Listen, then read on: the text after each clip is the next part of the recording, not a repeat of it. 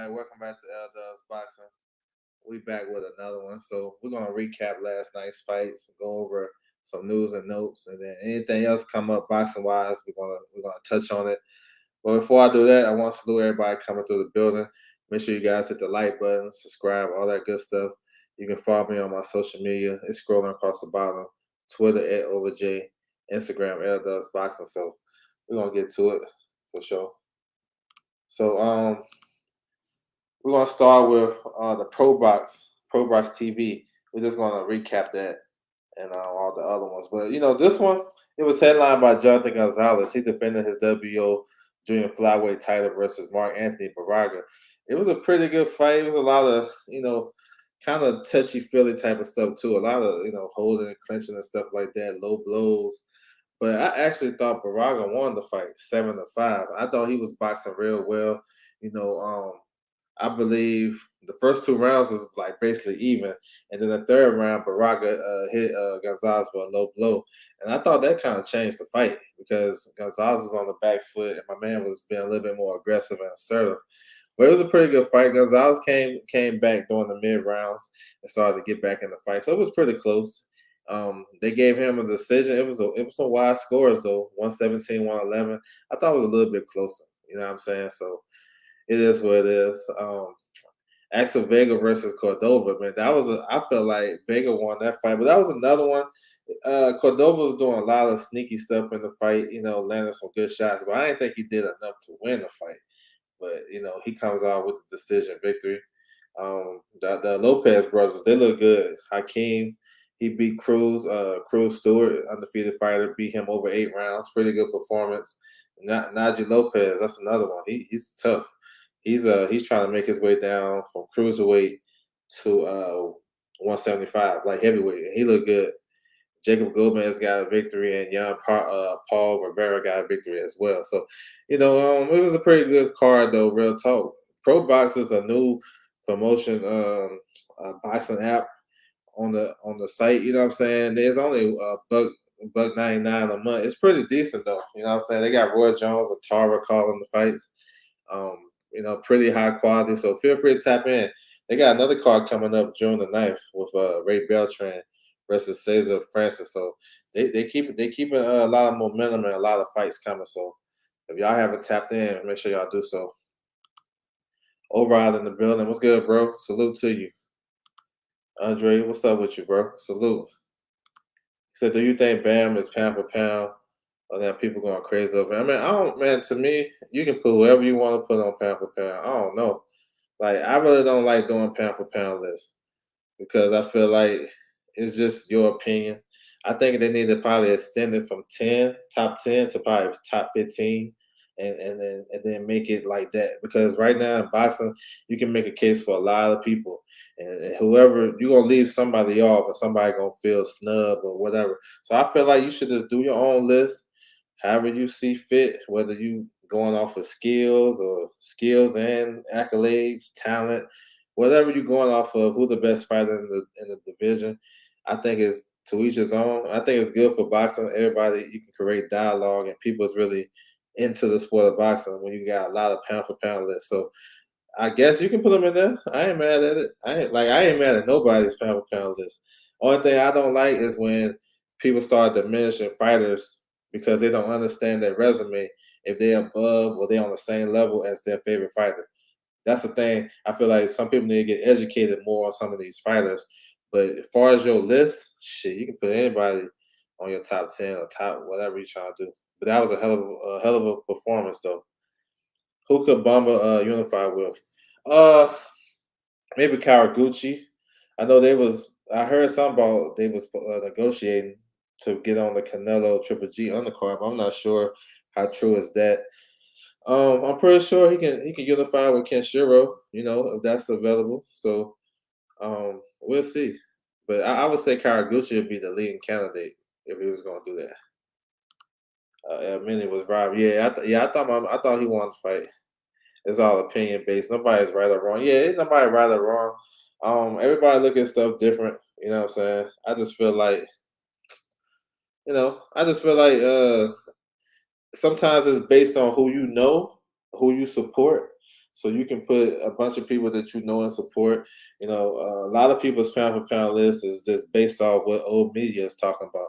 Instead of just starting your own shit and the one got to base nothing off of them, especially if they don't mess with you, you shouldn't mess with them. So I think a lot of that is just a response to them.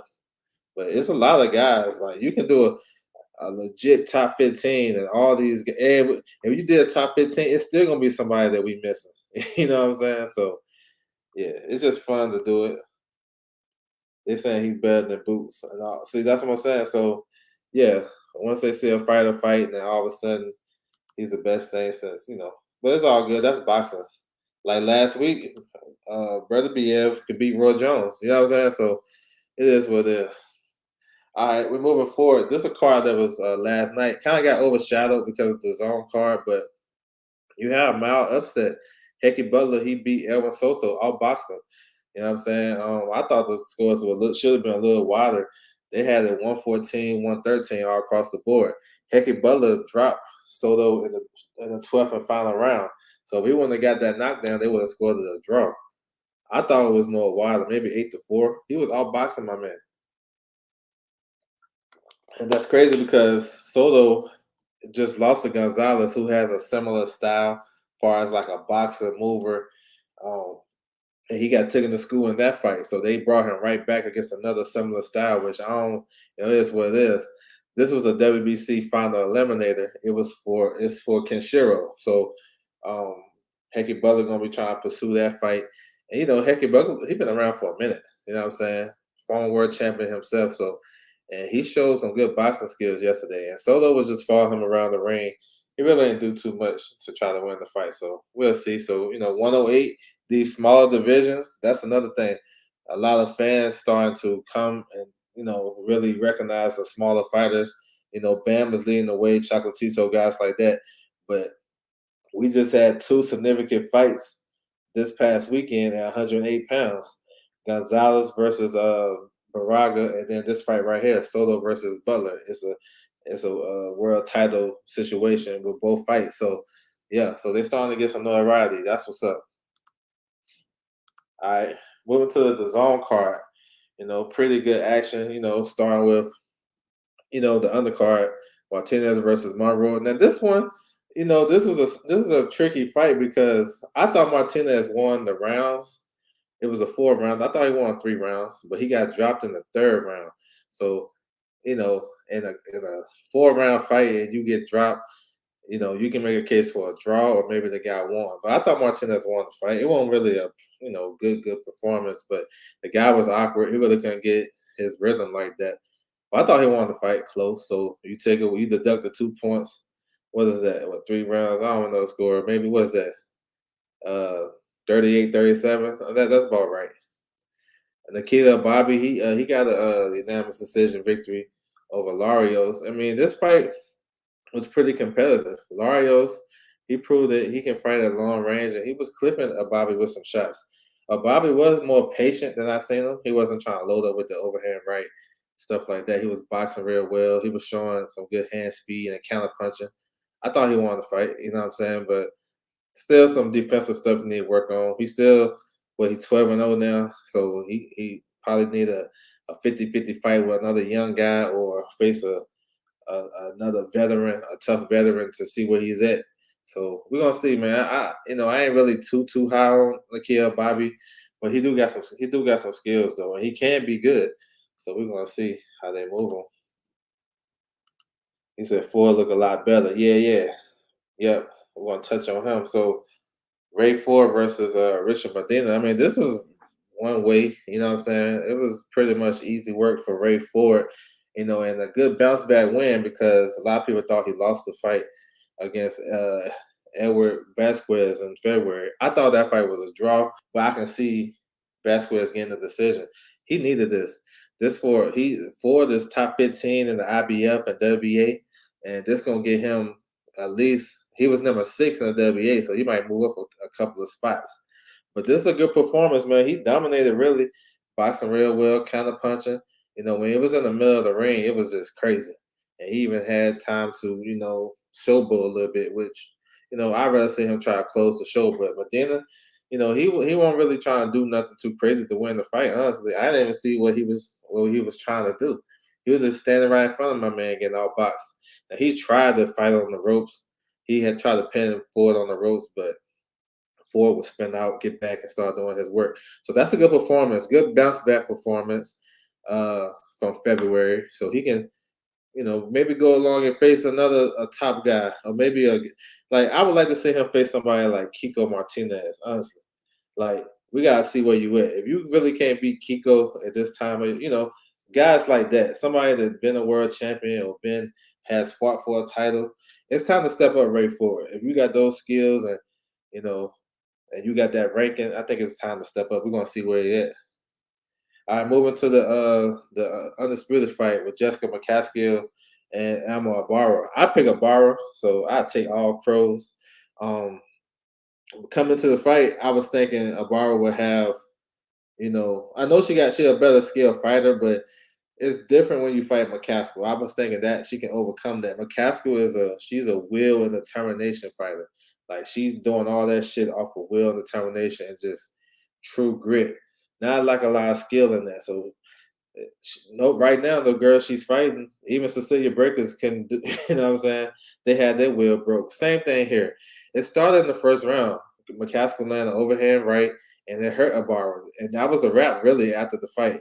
She was basically buzzed walking back to the corner. It was basically done. It was a matter of time. And McCaskill is just a dog, yo. She's not gonna let you hold her. She's gonna fight with you. She's gonna bang with you. She's gonna be rough and rugged. And she's gonna throw wild looping shots. And if you're not ready for that, you're gonna lose. That's just how it is. That's how she built. So Ibarra, it looked like getting the story, you can say she quit. She retired on her stool. So, I know it was different voices and stuff in the corner and stuff like that, but man, it looked like she quit. You know what I'm saying? So we'll see, man. When she, it's gonna be hard to come back from that, even though Ibarra is a good fighter and stuff like that. And no excuses in this because she made the catch weight. It is what it is. But it's gonna be hard to come back from this. You know what I'm saying? Especially coming to the fight taking short money. But for McCaskill, she got big fights ahead of her. Like she called out Chantel Cameron. I love that fight. She said she wanted to drop to 140 to take that. I'm with it. I would love to see it at 47. Either way, no matter the weight, that's a good fight. It's a makeable fight. Other options for her, she can even go up to 154 and get Hannah Rankin. Like, I don't know about Natasha Jonas because she's with Sky Sports, and I don't know if that's going to match. But a Hannah Rankin fight is a fight she can win, like real talk. So it'll make her like a 3 division champion. So she got options, like far as that. I know she want the Katie Taylor fight. She called out Mel Serrano. Carissa Shields, that fight ain't really possible, really, because Carissa doing something. Well, no, she got a fight coming up with Savannah Marshall. We're gonna touch on that, and she's gonna do MMA. So that fight is out the loop. But the Chantel Cameron fight, that's a fight right there. And reason why, the only thing that's gonna hold that up is if Kayla Ruiz is ready to fight. They got a contract to fight for Undisputed at 140. Her and Chantel Cameron. So I'm not sure if it's going to be at 140 for Chantel Cameron's 2 belts. So maybe Chantel can come up to 47 and try to become undisputed. Either way it goes, that's going to be a hell of a fight. So we're going to see. So McCaskill, she got to, if you're doing pound for pound rankings for the women, she got to slide her up because this is the #1 contender. She's a bigger opponent, you know what I'm saying? And I thought she could have won the fight. So I'm giving her full credit. So yeah, she made her quit, basically retire on the stool. What weight class does McCaskill fight at? 147. She's undisputed welterweight champ. All right, moving on to the co-main. So this one had big title implications and of the landscape of boxing because some big fights ahead. MJ versus Ronnie Rios. This fight been long awaited. Supposed to happen last year, but we got here this fight. MJ basically dominated. Rios is kind of one-dimensional with the high guard. Really wasn't doing too much. He didn't fight the way he been fighting. He kind of had like a career resurgence before this fight, winning a lot of good fights. But that's when he was going to the body, being aggressive. He wasn't doing a lot of that in this fight. MJ was using his legs, boxing real well. I like that straight left hand. I mean, he ended up hurting his hand early in the fight, but he found a way to win. He started boxing using one hand. Kind of reminded me of what Gary Russell was doing when he got hurt. I know it's different injuries, the shoulder and the hand. You can do a little bit more with just your hand hurting than the shoulder. The shoulder, but he was dominating the fight with one hand. And then I just love how he picked it up down the stretch and stopped my man in the 12th round. He could have just cruised to a decision. That type of performance where you dominate a whole fight, you went through some adversity, then you pick it up and then you stop the guy with one hand, and then you end up hurting him with the hand, the hurt hand. He hit him with a left hook to the body, his strong hand, the hand that was hurt. He hurt him and to the body. They end up finishing him. You know what I'm saying? So that right there, in the eyes of boxing fans, hardcore fans, really, that's something that we like. So we might root for you. So we might give a pause, but like, hold on, is this fight with Fulton really a wash? Like people saying, like they can tell you anything. They can tell you this fight can be a wash. But looking at that, he showed me that he got some dog in him. He got a heart of a champion. He gonna try to get you up out of there if he can. His corner, he believes in his corner because his corner told him to go out there and get the knockout. You know what I'm saying? So, and he went and did just that. So MJ, I think he a problem. I think he got big time power because Rios wasn't trying to sit there and fight with him, and he gonna need that as he start to unify. And if he go fight Fulton next, that'd be crazy. But I was impressed with the performance overall. Did real well. I don't know why some people pick Rios. I think Rios. Well, for me, I was kind of it won't root for him, but just for the sake of the political shit, I would say Rios versus Fulton would have been an easier fight to make for Undisputed than MJ. I thought Ronnie was going to put more of a fight. Yeah, me too. Me too. I think he felt that power. So what's next? So we talked about Fulton.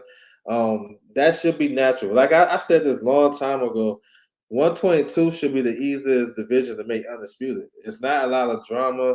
Looking at it, it's not. It shouldn't be. It's not a big time division where you got divas and you got like how 35 and 47 is and heavyweight. Like it's a lot of money at stake. It's not like that in this division. So I feel like it should be easy to make. These guys on the same schedule. Fulton fought 3 weeks prior. So looking at that, I'm thinking that fight should be easy to make. You know what I'm saying? He said, "What's your guess for Bam's next fight?" Probably drop down to 122 and get one of those guys, Junto Nakatani or the WBA champion. One of those guys. Maybe even El Rey Martinez. One of those three. But he's dropping down to 22. We're gonna touch on him. But so looking at it, looking at what can stop this Undisputed is the IBF. They looking well. It look like they're gonna order their mandatory Marlon Tapales for MJ.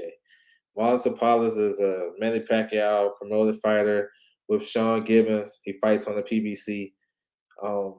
So he basically stepped aside to allow Rios to get his opportunity back in January. We go through your research. They ordered both mandatories at the same time. The IBF mandatory to Paulus and his team decided to, okay, we're going to step aside, but we with the indication that we got next. So that's a big roadblock. You know what I'm saying? It's some factors at play why I think this fight is going to happen. I mean, PBC gave him a spot on the undercard of Charlo versus Castano. Like that's to me is making a guy a priority because the best thing in boxing is to keep a fighter active. So he got a little run out, so he's active. You know what I'm saying? He fought in May. This fight was in June, so that's kind of like on the same schedule. So I'm thinking they're gonna push for it. Now it's both sides that can make this. Can try to make Undisputed. Eddie, he gotta do his part not to mess the fight up. We know how he don't have the best relationship with the PBC. So that's where MJ's manager comes into play. His name is Vladim, something like that. He manages Buteyev, who fights on PBC. We just seen him versus Stanionis. He has Akhmadev, who's about to fight for the vacant WBA title, maybe on a PBC show. versus Alberto Playo. So he fought on 2 PBC pay-per-views. Akhmadev, he fought on Spence and Porter undercard versus Barrios. Then he fought on Tanks versus Barrios pay-per-view undercard. I think he fought Mendez. So that tells me the manager has a good relationship with the PBC, with their brass. You feel me? So that's a good sign. We're gonna see if they can, because it takes both sides to make the fight. Because the PBC and Sean Gibbons, they kind of, hey, talk to Tapales and be like, listen. Well, really not even talk to Tapales. Talk to his team and say, listen, we're gonna make this big fight. You got next, and that's how we're gonna rock it. You know what I'm saying?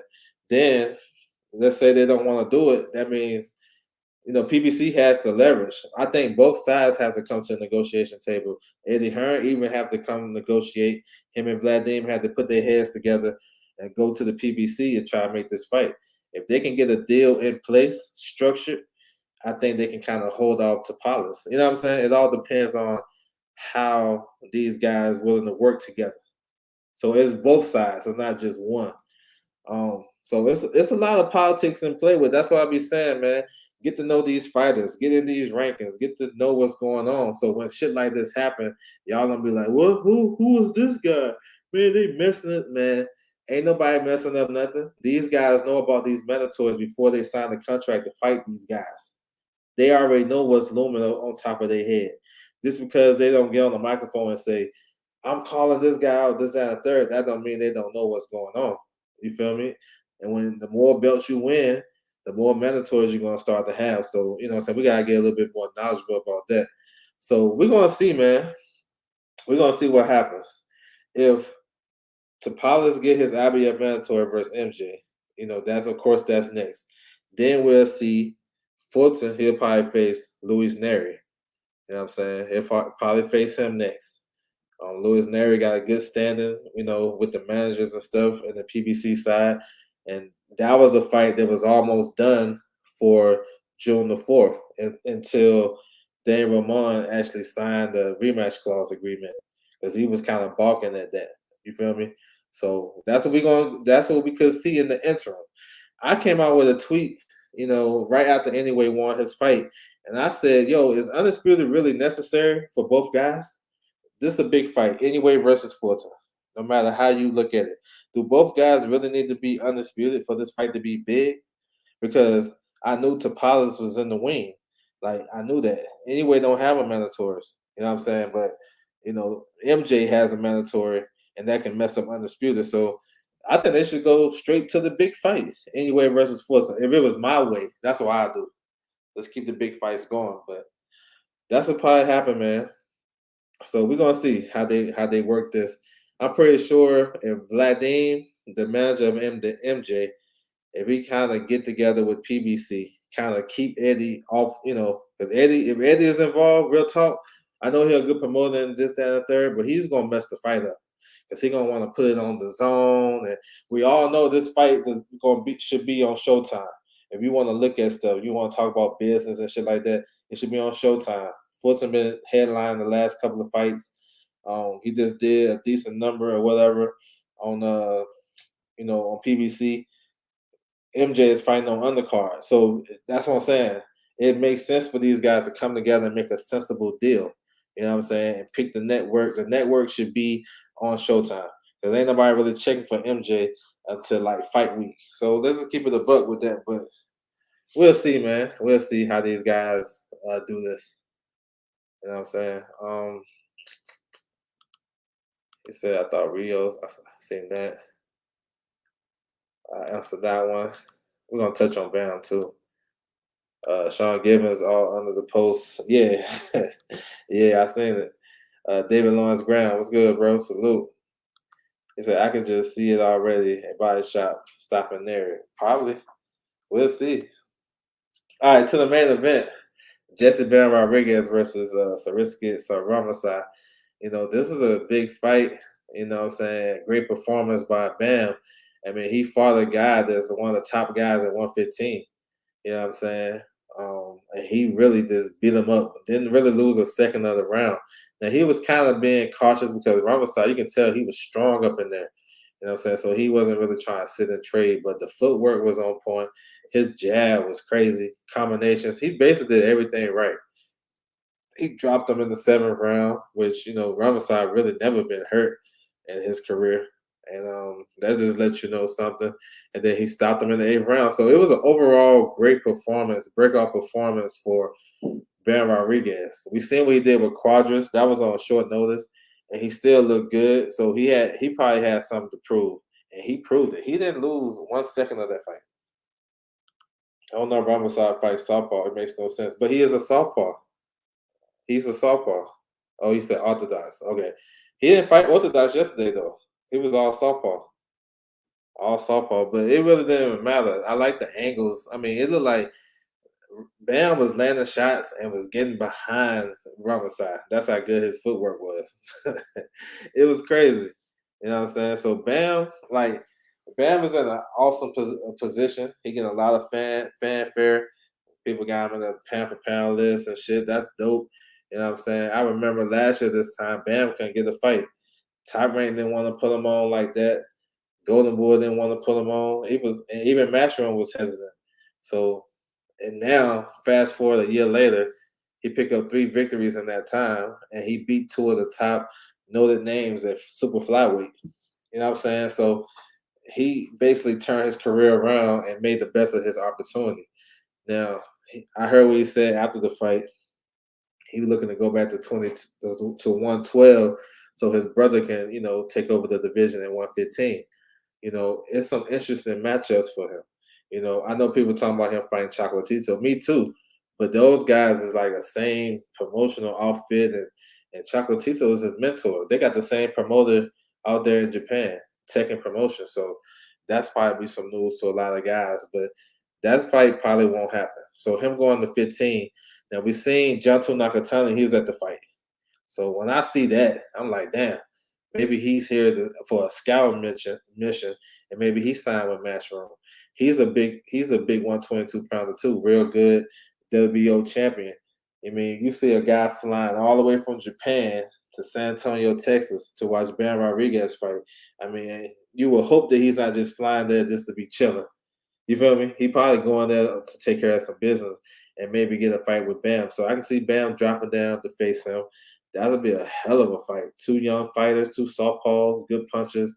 Both guys bring a lot of good skill set to the table. That'd be crazy. You know what I'm saying? If Matchroom signs Janto Nakatani, I can see Bam going down and get another champion at 22. Like Dr. Cannon, he's the WBA champion. Get that belt off of him, and then maybe you can unify with Janto Nakatani, and that'd be probably a bigger fight to build up to.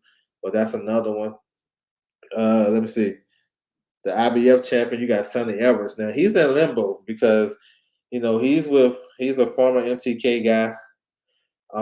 So they got questions to answer and stuff like that. So I'm not sure if he can even come over here to fight. Maybe that'd be a fight Bam will have to do. So I'm gonna throw that one off to the backside for right now. You know what I'm saying? And then you got the WBC champion, El Rey Martinez, who struggled to, he's really starting to be not dependable. You know what I'm saying? Not reliable as a fighter, as a champion.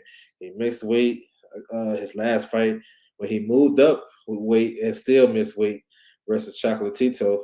Then, he pulled out a lot of fights. You know what I'm saying? He pulled out the fight with Royal twice. They finally fought, then he just pulled out again. So he's not really reliable. So maybe they trying to get what I'm saying, get rid of Martinez by giving him Bam. Bam dropping down to fight El Rey Martinez. That's a fight that Robert Garcia always wanted. You know what I'm saying? So I can see that happening too. You know what I'm saying? But then again, you got to ask yourself a question when you're dealing with these politics. What's going to happen with McWilliams Arroyo, who is the WBC interim champion and mandatory for El Rey Martinez? So it's a lot of shit though, but I think Bam has a lot of options. Whatever he want to do, I think we're gonna be rocking with him and stuff because he proved to be a hell of a fighter. He's starting to be like a star, like a little, he can develop a good fan base in Texas, San Antonio, and he can be a star, especially the lower weight division. So Yeah, bro. That was a hell of a performance by Bam. Rio in the building. What's good with you, bro? He said you think they could do a Figueroa rematch for Fulton. That's a possibility as well. I don't know if Figueroa is going to make 122. His fight with Castro July 9th is at featherweight. It's a WBC eliminator. So I mean that's just a sign to say he ain't go. You know what I'm saying? He's not coming back to 22. Maybe they can do it at 26 down the road, but yeah, that still be a good fight. Still kind of a 50-50 fight. Some people thought Figueroa won that fight. That Nakatani fight was scary. Yeah, that'd be crazy. I mean, why not though? I mean, Bam, like he ain't looking back. I don't think Bam was the type of guy to say, give him the number 8 guy. You know what I'm saying? I think he gonna go after the best guys. He taking advantage of his skill set and his opportunity. So I would love to see that fight. That'd be crazy. Bam can fight any champ at 112 except for Sunday unless it goes to UK. Yeah. Yep. Pretty much. That'd be pretty. Yep. Pretty much. He said, "Salute, enjoying the breakdowns as usual." Yeah, I appreciate it, bro. But that, this is a pretty decent card. Pretty fun. McCaskill, she can do it. I think she may deserve a little bit more respect. You know what I'm saying? Especially, just for real. You can't just like she started to break the narrative that it's not when you say skills pay the bills. You probably got to overlook her in that one. You know what I'm saying? Because she's doing it off of straight will and determination. So we're gonna see what's next. I love the Chantel Cameron fight. MJ, of course, we want to see him unified with Fulton, and Bam. We just want to see him back again. He said, if Bam beats Nakatani, I'm done questioning him. Sure, that'd be that's crazy if you do that. All right, we're gonna move on to some fight announcements, some news and notes. Feel free to drop any comments in the comment section. It's all good. Any questions, keep it coming. So we got this one right here, July 9th. The full card got announced. Magsayo versus Ray Vargas. Featherweight title, WBC title on the line. Could be a pretty decent fight, man. He said, I wonder what Bob's going to do with Robisty next. I think, for me, I would say he's going to face the winner between Dalbe and Joette. They fight July 23rd. I think he gets the winner of that. You know what I'm saying? Put them guys in line to maybe fight for a vacant title after Navarrete have his title defense August the 20th. Because I think Navarrete going to have a title defense and then go fight Shakur top of the year. That's what I see. But, you know what I'm saying? We'll see. He may have something else. But this is turned out to be a pretty decent card, though, with this main event. I think it's going to be better than what people think. You got Brandon Figueroa. We just touched on him. He's going to face Carlos Castro. That's a WBC eliminator. So, you know what I'm saying? So putting those guys in position for the winner of this fight right here, the main event. Frank Martin. So he had lost his card. He was on the undercard of Jamal Charlo and Selecki. So he's going to open up the show versus Ricardo Nunes. That was his original opponent. That's a pretty interesting fight. I can't wait to break that one down. But that's an interesting fight though, at lightweight. And then Showtime is going to on their YouTube channel before the main card. They're going to show 2 fights: Rashida Ellis versus Alberto Palmella. Rashida Ellis making his PBC Pro debut versus a nice southpaw Palmella, who is an Olympian. And he was the guy that was, I guess, they was giving him credit for giving Earl Spence an eye injury in training camp. I don't know who gave it to him or how it happened, but he was sparring Earl Spence for the Pacquiao fight. So putting in some pretty good work down there. And then you got a fight at bantamweight. Now this one this is gonna be a good one. You got the local guy, Ramon Cardenas versus Michelle Banquez. Banquez is a problem. Go watch him fight. Michelle Banquez, he's a problem. He's a taller guy, throw a lot of punches, strong, got a good chin. He beat Prince Patel. He just beat the young Cuban prospect, Ioanni, I forgot his last name, but he just beat him. Go check him out. Go watch his fights. This is going to be a hell of a fight to open up the show. He said, are you surprised to see Ramirez this aggressive? No. Nope. I think it's perfect because he got the skills. He got the skills to box all night. But him coming forward, it throws you off because he's a good defensive fighter as well. So if he's coming forward with the skills he have, and then got the good defense, and you can't touch him, that's even better for him. That's some shit Sweet Pea used to do. Sweet Pea was one of the best skilled fighters ever, but he used to walk guys down with his skills alone. He used to push guys back. Man, Trey X in the building. What's good with you, Trey? Salute. So yeah, I think it's good for him. All right, so we got this one right here. Amanda Serrano. She's gonna drop back down to featherweight to defend her 2 titles, the WBC and the WBO title versus Brenda Carabajal. Carabajal is the WBO interim title and interim champion at featherweight. So I know we was looking for as fans for the rematch with Serrano versus Katie Taylor. You know, they got other plans. This gonna be on the Jake Paul Tommy Fury undercard. But you know, it's something that for me, I kind of seen this shit coming. I put it out as well. You know, when I seen the WO, they kind of supported. They supported Samantha Serrano, basically saying just because she lost the fight with Katie Taylor, she's not gonna lose her super champion status. And then like that same week, Brenda Carvajal became WBO interim champion. So to me, I started putting 2 and 2 together, and I kind of predicted this fight a little bit early, and that's what it is. So it's not a bad fight. You know what I'm saying? Actually, it's not a bad fight. It's a mandatory. I know Amanda Serrano want to become undisputed at featherweight, but she says that's her natural weight, and we probably won't get the rematch. So Katie Taylor, she may be facing Chris Cyborg in a crossover fight sometime in the fall. You know what I'm saying? So yeah, like boxing, we don't always get the fights that we should get when we ask for them. That first fight was crazy, and it made sense to run it back. And it was sounding real likely, but y'all already know. So we're gonna see. So stay tuned for this one. This is August the 6th on Showtime pay-per-view on the undercard of Jake Paul versus Tommy Fury. So if you guys into that, feel free to tap in. Serrano is a beat great fighter. I like Serrano. She can go with it. She can go. Taylor fight was a draw. I thought Amanda Serrano edged it out, but Taylor, Katie did a lot of good stuff after she got hurt to kind of take the fight or make it a draw. What you saying? She started using her footwork and she started to kind of time and have Amanda walk into a lot of shots. So yeah, it was a great fight. You know what I'm saying? All right, so moving on. Another big fight that was announced.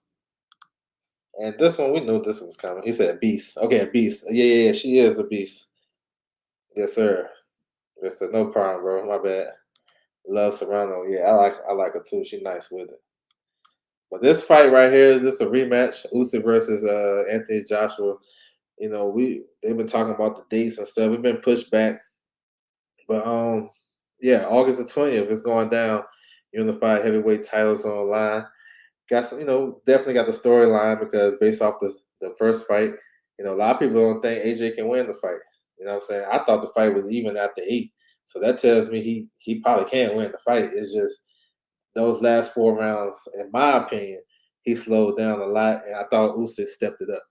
You feel me? But I think it's a fight that both guys can win. You probably can give Usyk the edge because the skill set and just what he brings to the table.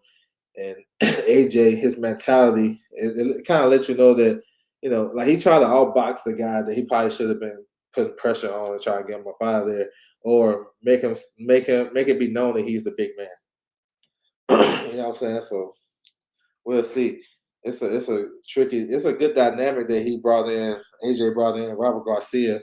You know, um, I think it's a good move because at least with this boxing shit, everybody it's about like who you know and what type of tips you have on them. If this is a bad style matchup for AJ, then you're gonna need to know some type of information that maybe other people don't know. And Robert Garcia, he basically welcomed Usyk and Lomachenko and Mean Machine, Vostick, all those guys to his gym in Arsenal, California, a couple years ago. So he seen these guys in camp, and he got an idea what he can do against them. Because you remember, he tried to get Mikey to fight Lomachenko. They wanted that fight more than anything, but he went and took the Spence fight. So he's working with AJ. So we're gonna see what he brings to the table, and it's interesting though. He said crazy things happen in rematches. Yeah, definitely. I can see it going either way. I can see AJ getting his belts back. Um, he said same I had after 8. Femi gonna get it done. 3-time heavyweight champion pending. Yeah, we're gonna see. I think he can get it done. He can get it done for sure. He can get it done. We're gonna see. I want to see what the tactics he bring.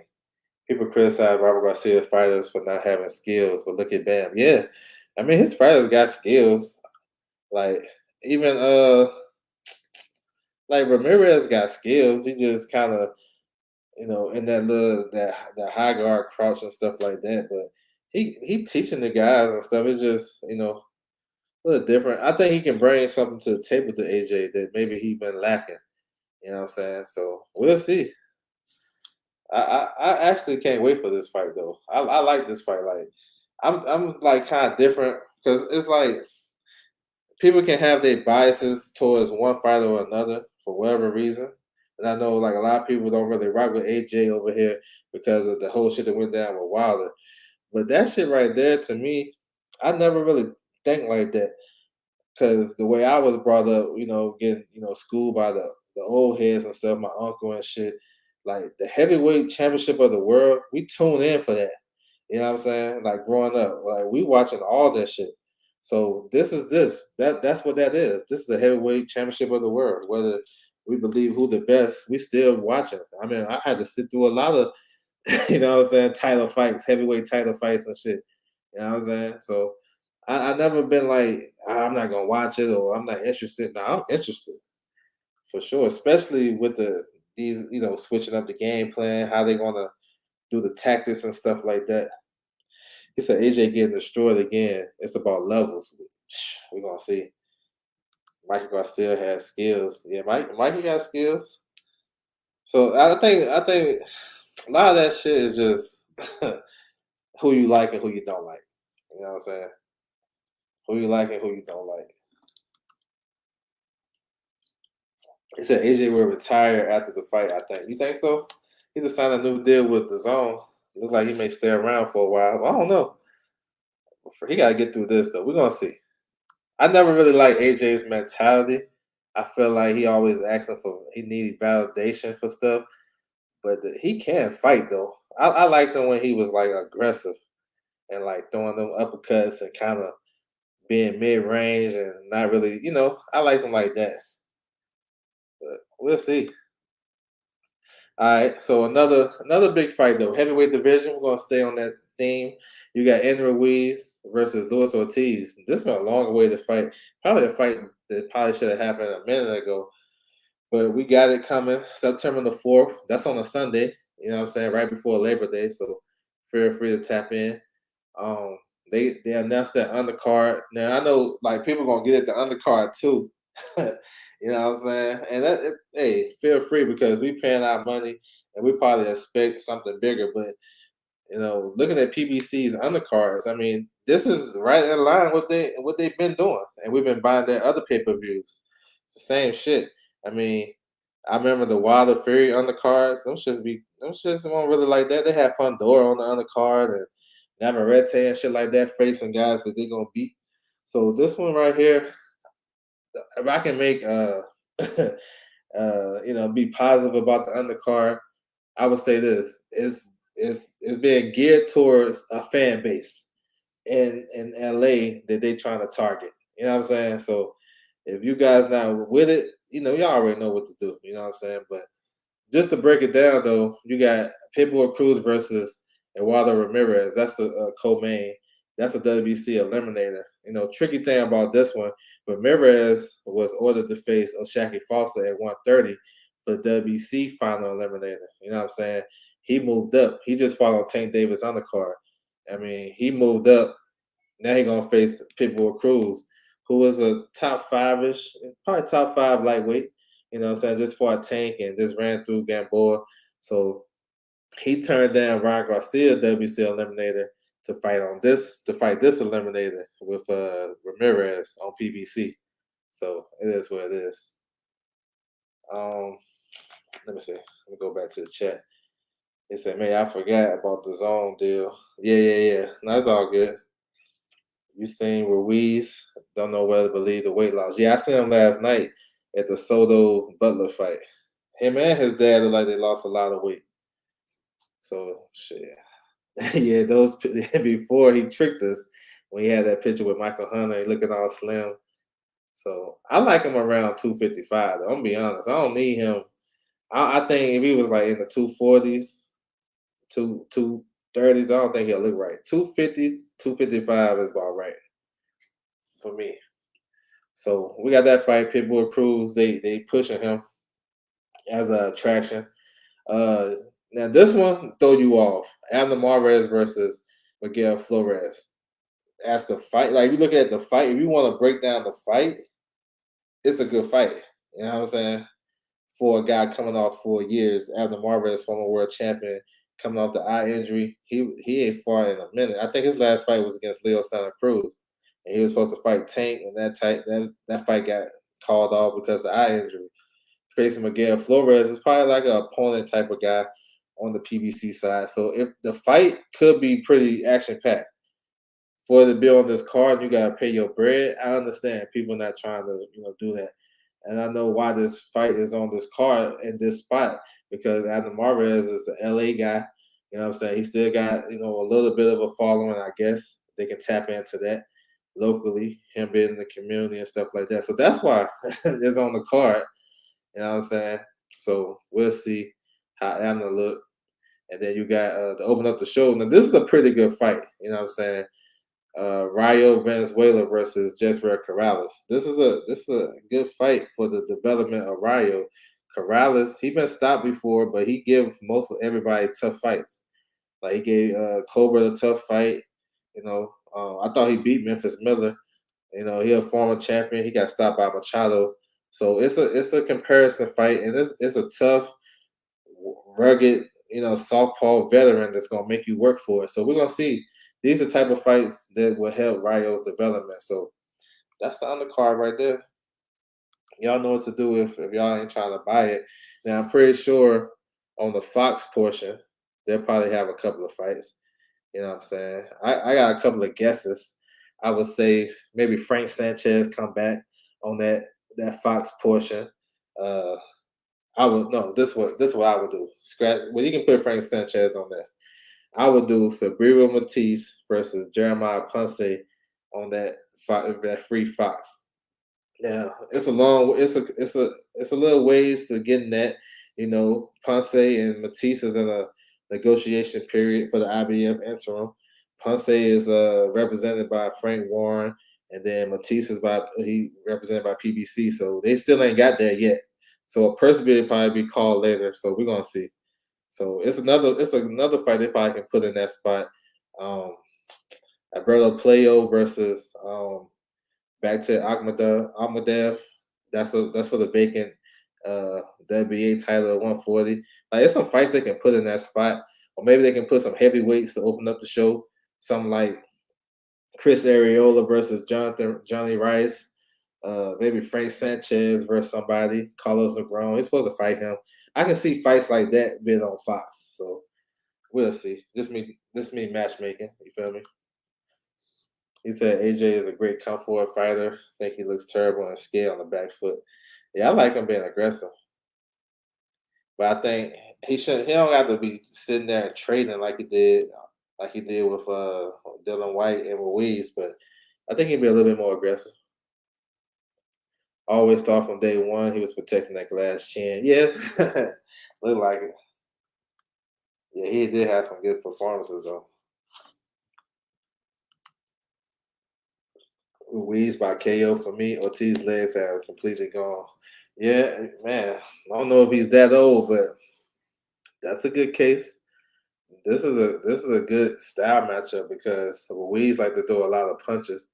Ortiz is a patient counter puncher who's always in pretty good position to counter. So it's gonna be one of those type of tactical type of fights. So we're gonna see. All right, we'll keep it going. couple of more. Carissa Shields versus Savannah Marshall. They got a date.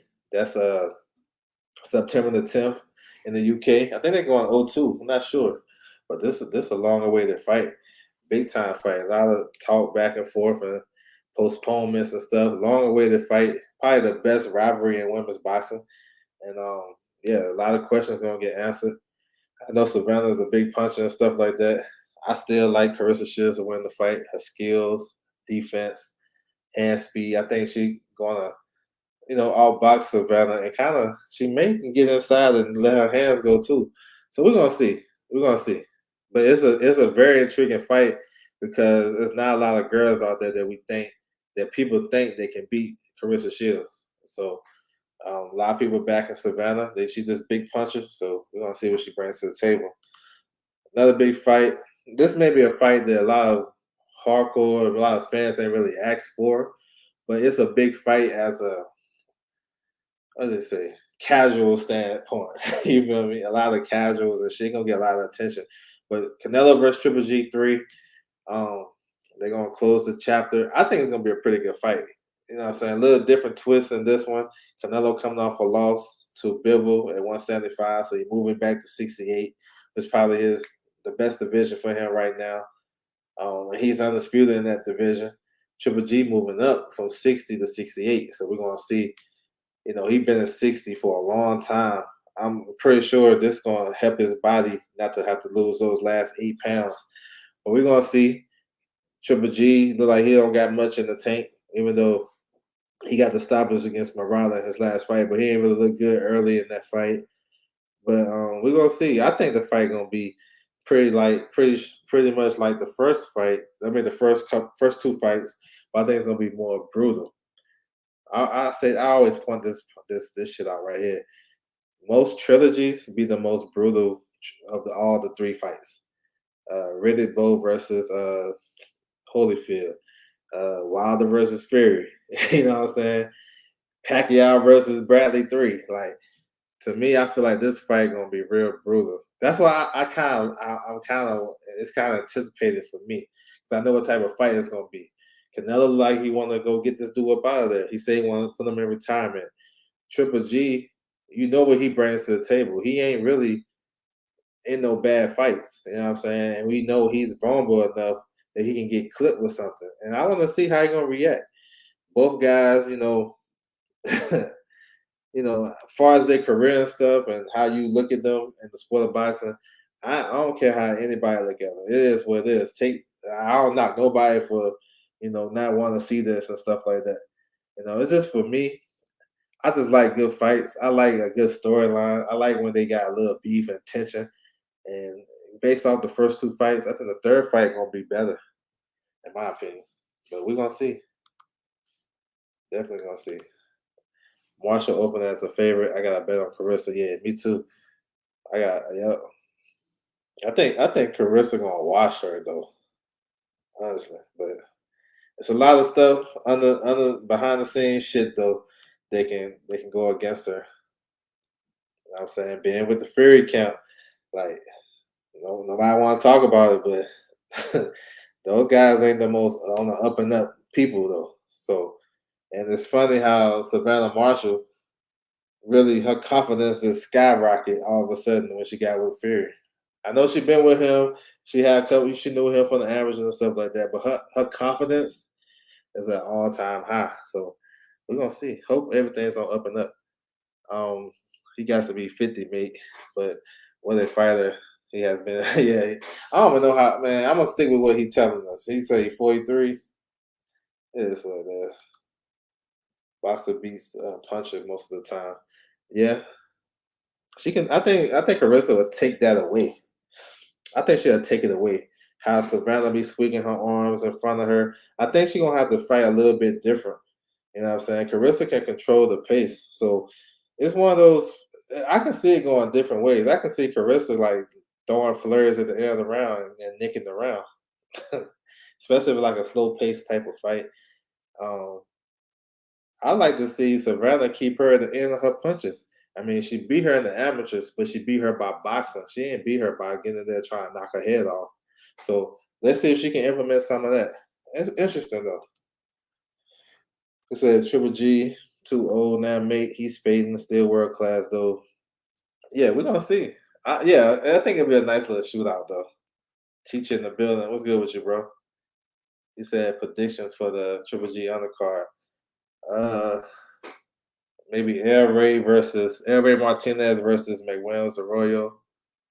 Uh, Mauricio Lara maybe coming back. Uh, this is a fight I would like to see on the undercard that would make sense. Ali Akhmadev versus LeBron Richards in a super middleweight fight. You know what I'm saying? LeBron Richards is with Matchroom. He been out the ring for a minute. He should have been already had a fight. Good slick boxer versus Akhmadev. That's a Triple G fighter. So he probably got one slot on the undercard where he can get one of his fighters on the undercard. And I like that fight.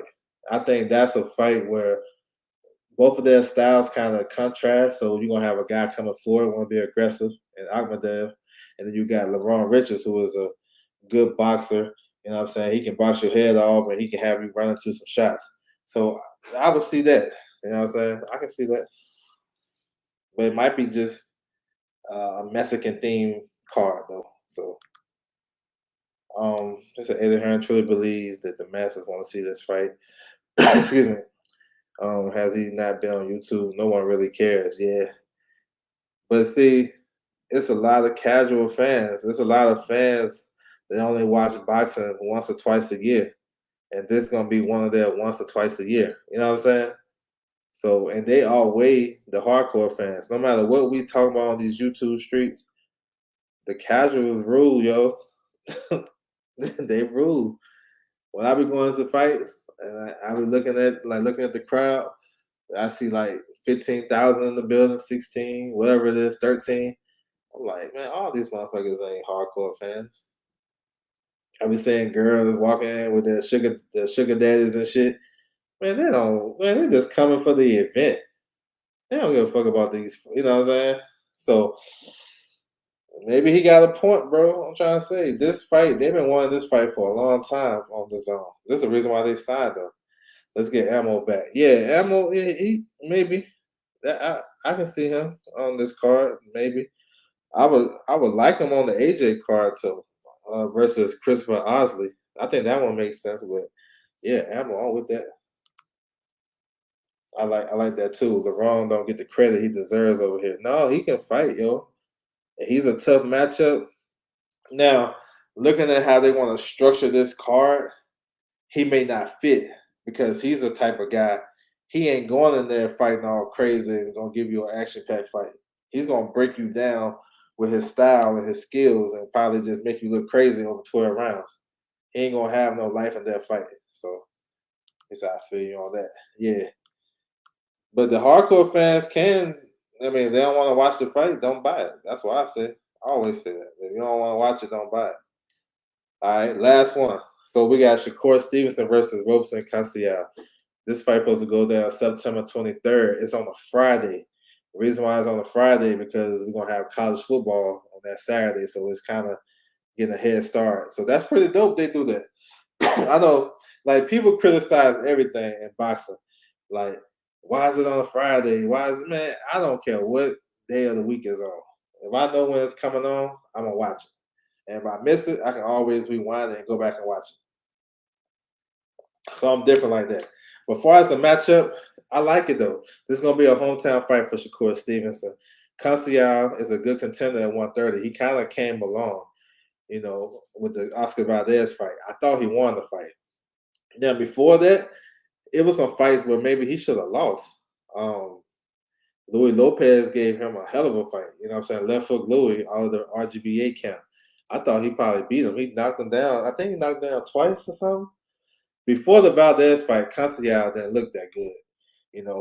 Looked kind of an underachiever as an Olympic gold medalist. Didn't have a lot of good performances.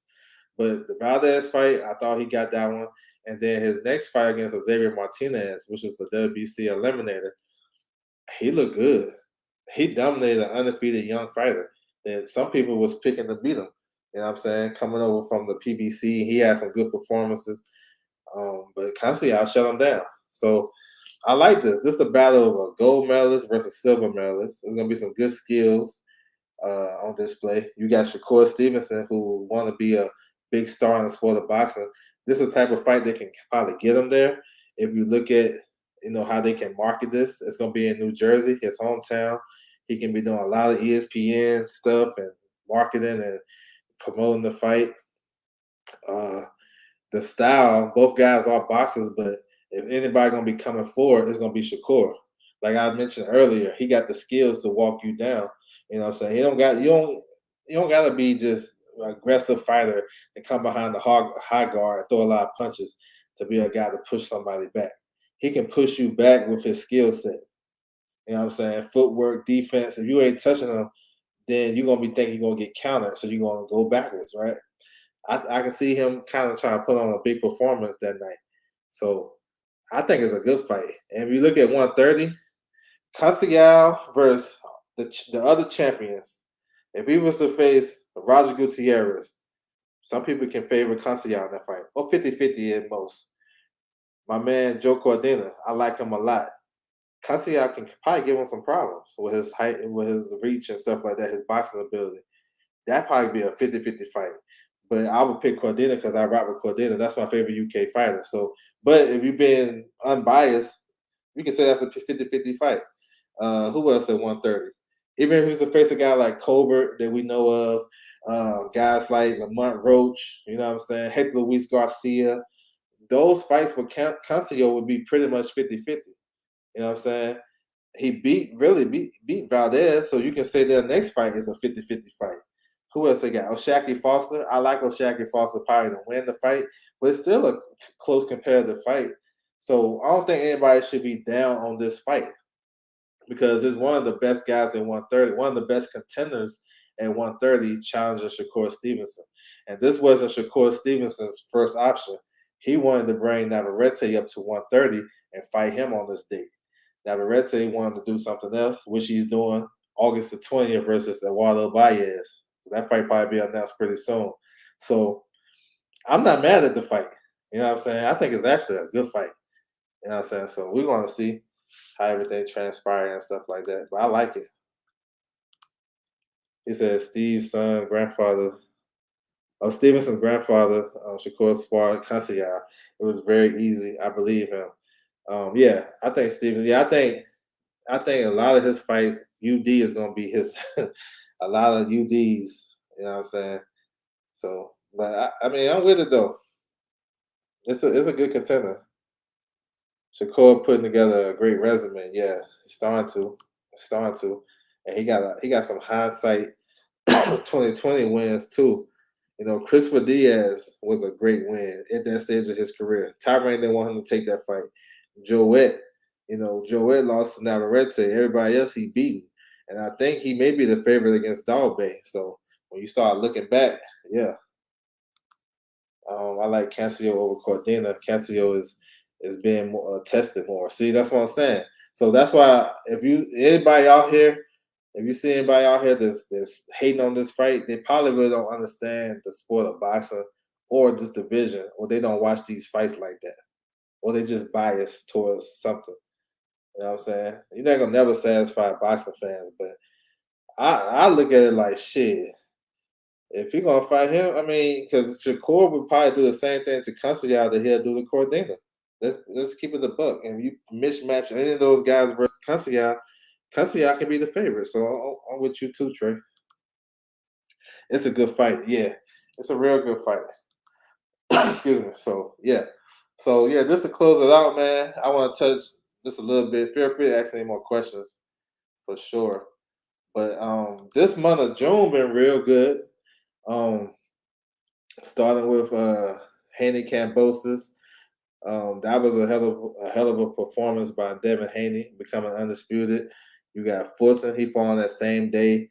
Looked real good against Danny Roman. We've seen Dave Morrell come back. You know, some people's excited about him. Some people comparing that performance to what he'll do to Benavidez. So, man, it was a lot of good shit. June the 10th, We had Karaguchi. He's the number one guy at 108. He had a good performance.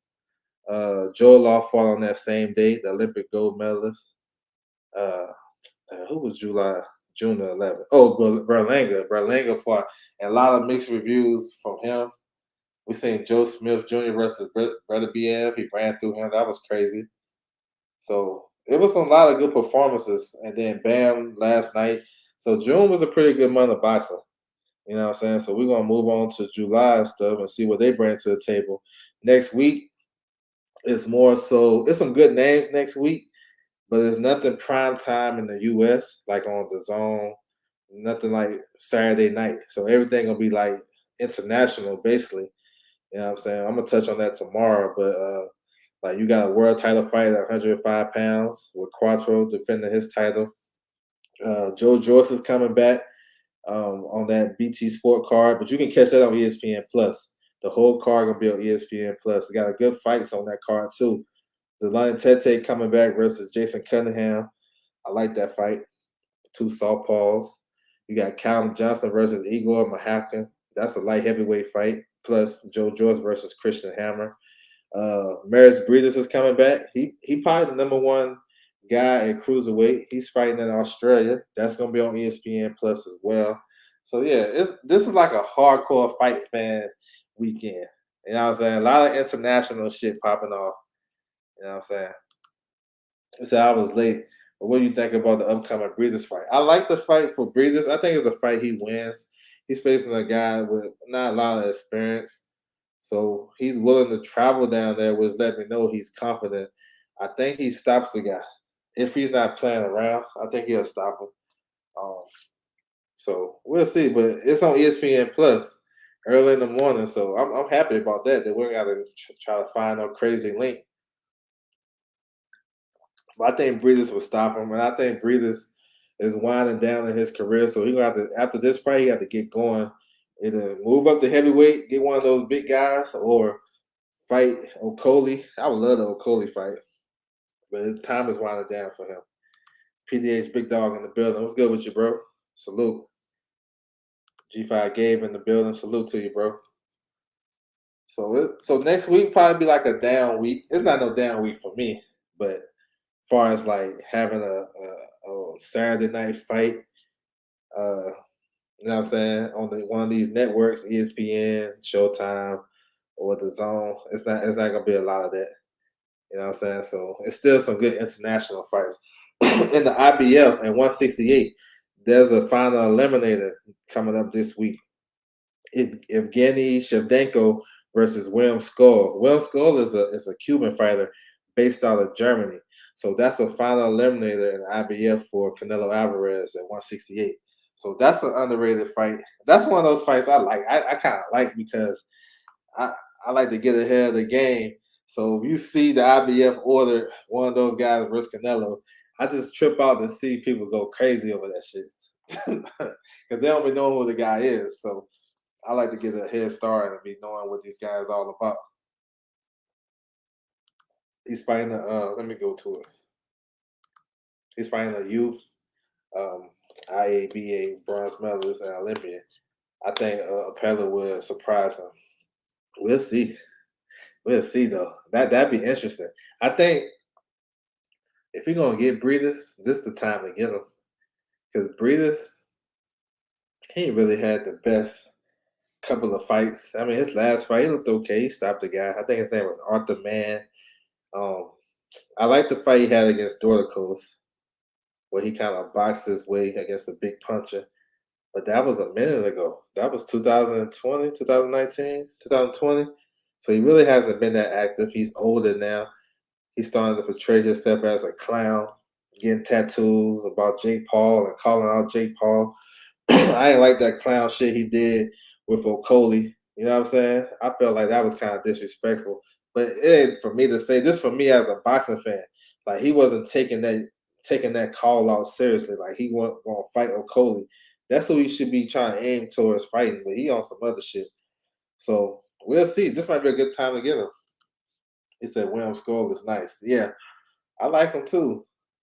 If Shevchenko brings some stuff to the table, he a big rangy guy.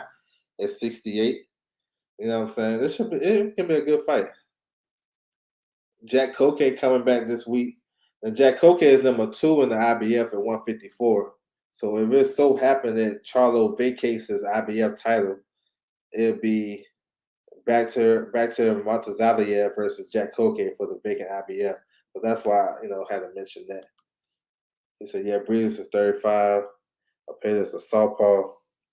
Breeze one loss against a southpaw. Yeah. Yep. He had one against Usyk. And then the other southpaw he faced, he hit him with an elbow.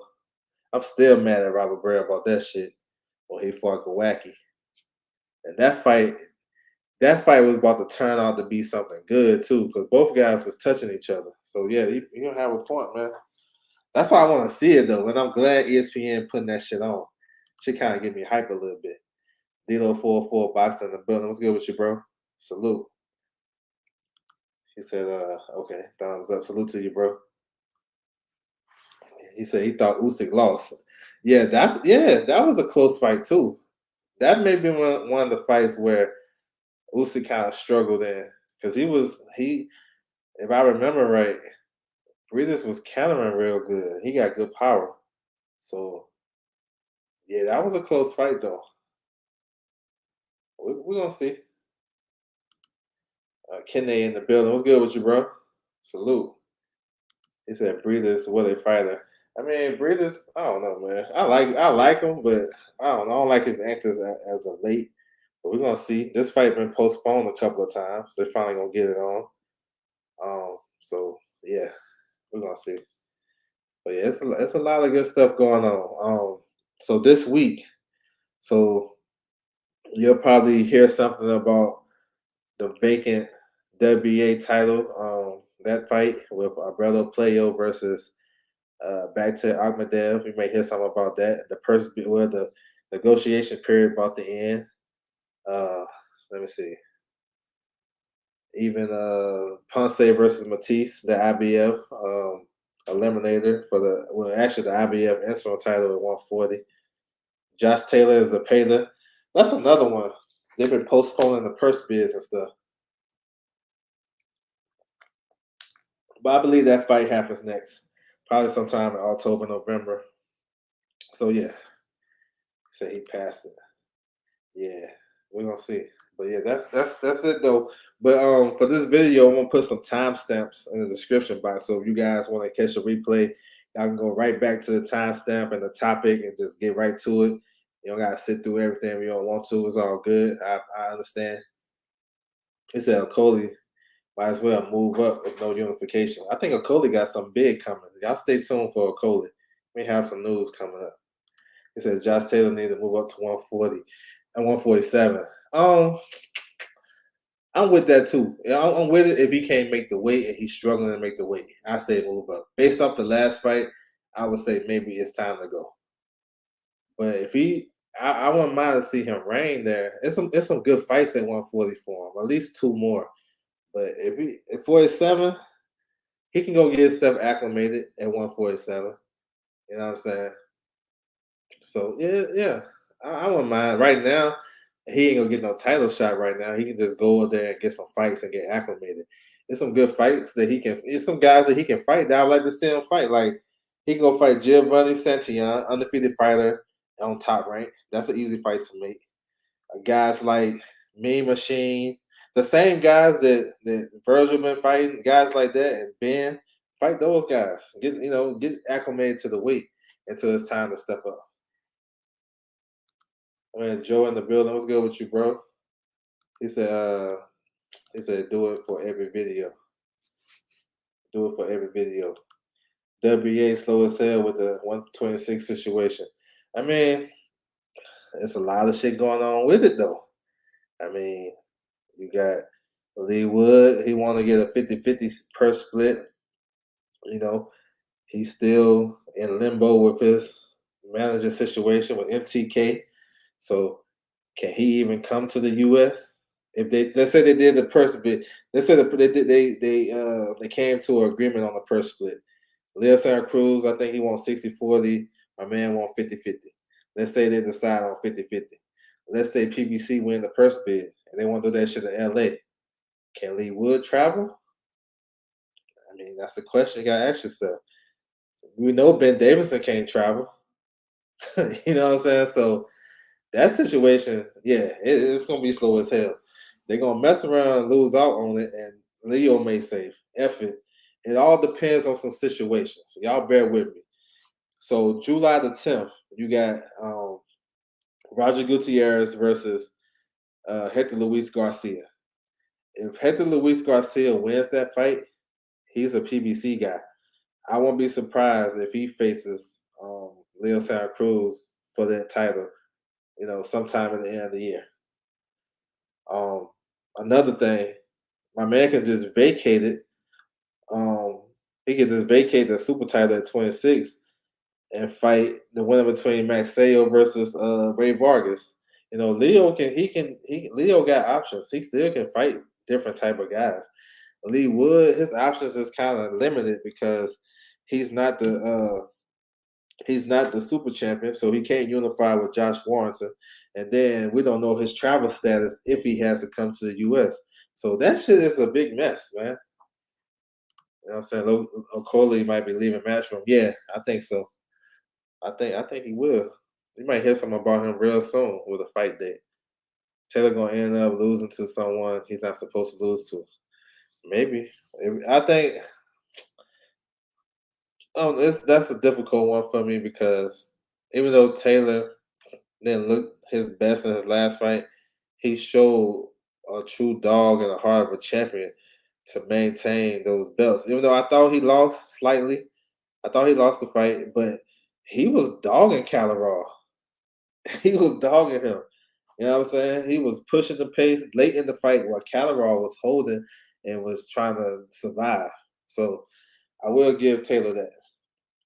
Leo gets gift decision against Wood. We'll see if that fight get made. Maybe Wood versus Gill. It may be. That's an easy fight to make, yeah. So we're gonna see. But I'm about to close it down. I want to salute everybody coming through the building. Like I said, I'm gonna do some timestamps in the description box for this one. Feel free to check out the videos I got coming up this week. I'm gonna break down this fight week. That I just touched on, like an international fight week. We're gonna touch on that.